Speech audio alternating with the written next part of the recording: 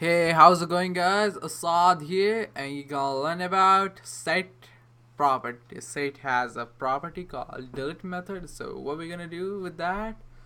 Let me show you. So use a const variable and set one equals new set. Use the set constructor with a new property, and we will use set1 dot add for adding stuff. So what we're gonna do, add object called x10 and comma y20, and after that we will use other add. If it has the same parent, so we can do double time. So what we're gonna do this time, another object,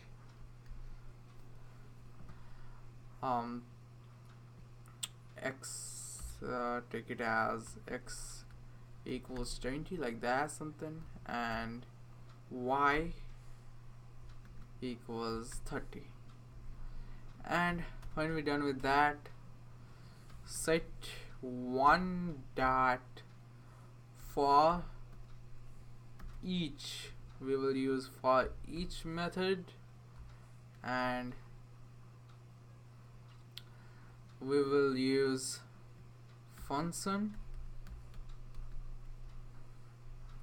So it is inside of for method, so we can use the add function. We will use points as an argument, and what we're gonna do, use the add function, and if use the if statement. I think it would be better to use those functions because it will be go up your from up you have had, so use as a parameter points, and if point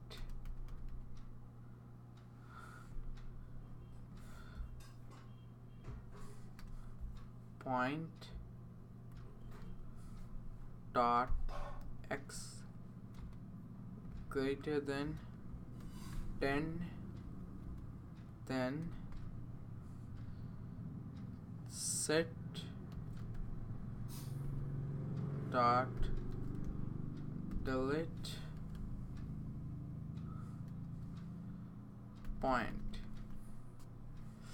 When we're done with that, we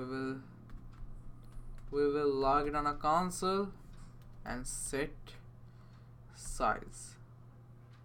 one's size, which is a method to check the number one, the sides, so when we do that, what's gonna happen is it gonna show the number of set.